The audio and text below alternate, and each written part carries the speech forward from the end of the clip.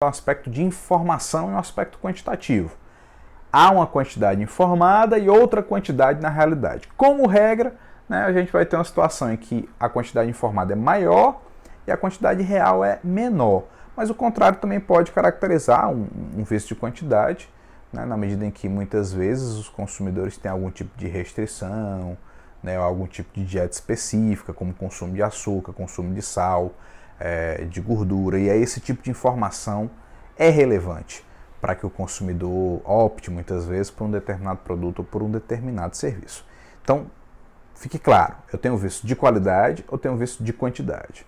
De qualidade, mau funcionamento, funcionamento imperfeito, funcionamento incorreto do produto ou serviço.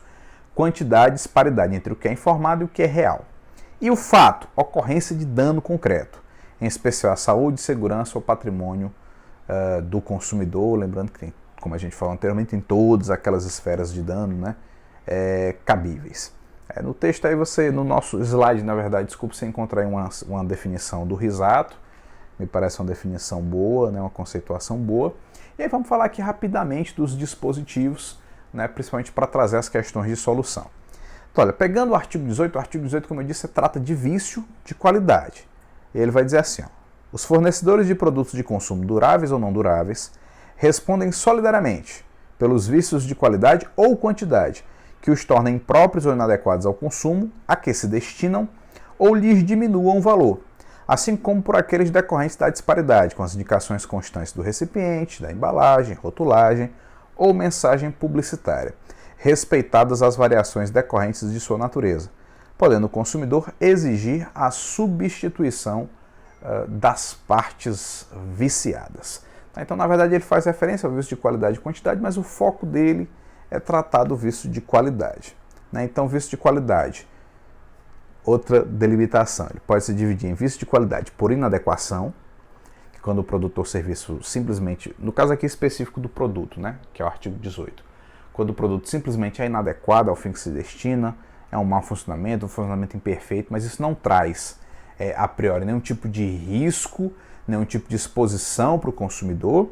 E o vício de qualidade por insegurança, que esse é mais grave naturalmente, porque além de não ter o funcionamento perfeito, acarreta risco para a segurança do consumidor. Recentemente a gente teve um caso envolvendo uma cervejaria em Belo Horizonte, né, que pessoas acabaram morrendo, então elas acabaram tendo dano efetivo, ali ultrapassou a esfera do mero vício, né, não se sabe muito ao certo o que aconteceu, mas supondo que foi um problema no sistema de fabricação, né, houve um vício que, além de comprometer a qualidade do produto, expôs o consumidor ao risco, colocou o consumidor numa situação de risco. Naturalmente, ninguém que vai consumir uma cerveja vai imaginar que ele tem uma substância que pode causar uma contaminação, pode causar alguma circunstância como um evento até de morte. Né? Então, dentro do artigo 18, a gente vai ter essas definições no parágrafo 6º. Parágrafo 6º, inciso 1º e 2º, né? Falam do vício de qualidade por insegurança, que a existência do vício acarreta um risco à segurança do consumidor, e o parágrafo 6º e 3º fala de inadequação, quando o produto ou serviço é por qualquer forma, por qualquer motivo inadequado ao fim que se destina. Quando eu tenho um vício do produto de qualidade, aí vem um ponto que muitas vezes o pessoal tem uma certa dificuldade de entender. Quando eu tenho um vício do produto de qualidade, a solução para esta questão passa por uma metodologia própria estabelecida em lei.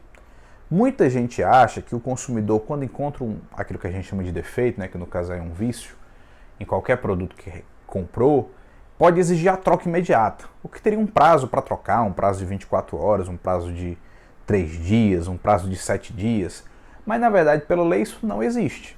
Tá? Não tem um prazo legal de troca.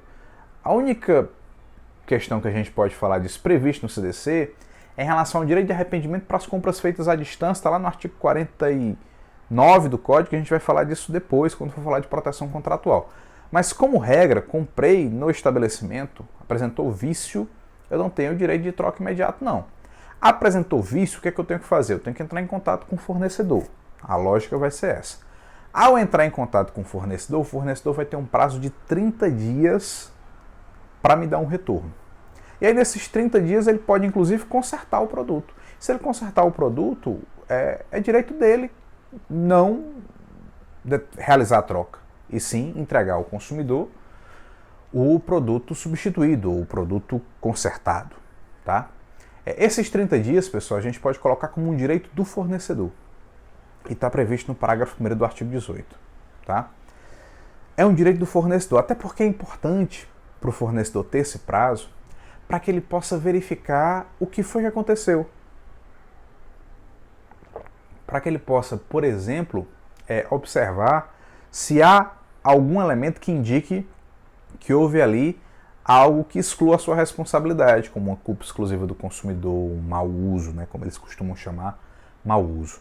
E além disso é um instrumento importante porque aí o fornecedor pode, a partir daquele problema, né, adotar algum tipo de correção que impeça que aquilo se repita, né, aí você protege outros consumidores. Então tem uma série de questões envolvendo esse prazo de 30 dias.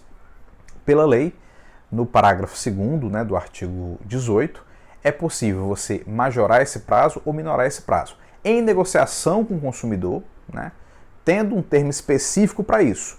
E ele pode ser reduzido até o mínimo de 7 e pode ser ampliado até o máximo de 180. Mas tem que ter o ok, tem que ter a anuência, do consumidor. Tá? O consumidor tem que concordar com essa modificação do prazo, né, com essa reestruturação do prazo. Então pode ser majorado até o máximo de 180, pode ser reduzido até o mínimo de 7. E em algumas situações, como está lá no parágrafo 3º, né, se tratando de produto essencial, ou quando a substituição das partes viciadas comprometer, ou seja, não tem como consertar, o produto não tem como ser resolvido, aí sim, nesse caso, o prazo não vai contar, tá? Como eu disse, prazo de 30 dias, pode ter essa alteração e tal. Se o fornecedor não resolve nesse prazo, ou dá o retorno para o consumidor que não tem conserto e não foi detectado nenhuma circunstância de excludente responsabilidade, a partir daí vem as opções para o consumidor. Tá? As opções estão no artigo 18, parágrafo 1º, e são 3. O consumidor pode optar pela troca, que é a substituição do produto por outro da mesma espécie, sem os aludidos vícios, pela restituição da quantia paga monetariamente atualizada sem prejuízo de eventuais perdas e danos, ou pelo abatimento proporcional no preço. A escolha cabe ao consumidor, a lei atribui esse direito ao consumidor. Tá? Então o fornecedor não deve, né, embora a gente saiba que na prática muitas vezes acontece, não deve opor resistência àquela que seja a escolha do consumidor. Se o consumidor escolher uma medida ou outra, ela deverá valer, embora a gente saiba que ele possa ter alguma resistência. Ponto importante também é que o parágrafo 4º do artigo 18 diz que caso o produto, né, não exista mais, ou tenha saído de linha, alguma coisa do gênero, e o consumidor quiser substituir por outro, ele pode substituir por outro similar, por outro parecido, por outro de outro modelo do fornecedor, mesmo fornecedor, havendo a devida compensação. Né? Se for um produto mais caro, que ele pague a diferença. Se for mais barato, que ele receba a respectiva restituição.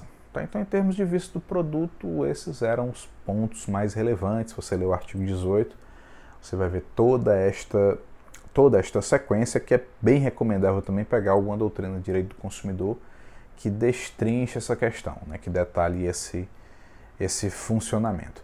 Um ponto importante também é que muitas vezes há uma prática do mercado de encaminhar para assistência técnica. O consumidor tem que procurar assistência técnica.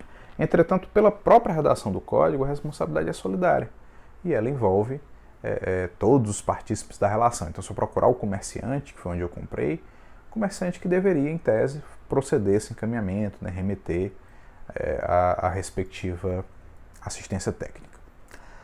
No caso do vício de quantidade do produto, artigo 19, bom, aí não tem muita conversa, tá? Não tem prazo para resolver, porque o vício de quantidade ele é objetivo, né? Tem uma disparidade. Para o consumidor, a vulnerabilidade aí fica mais evidente, porque dificilmente o consumidor anda com um instrumento de aferição, né? Então o consumidor não tem como conferir, dificilmente ele vai estar com a balança, com a régua, né, com um instrumento para medir o tamanho, o volume, o peso daquele produto que ele está tentando adquirir. Então ele tende a confiar na balança do fornecedor, na régua do fornecedor, né, na medida do fornecedor que está ali disponível. Então o consumidor é muito, muito vulnerável nessa parte, depende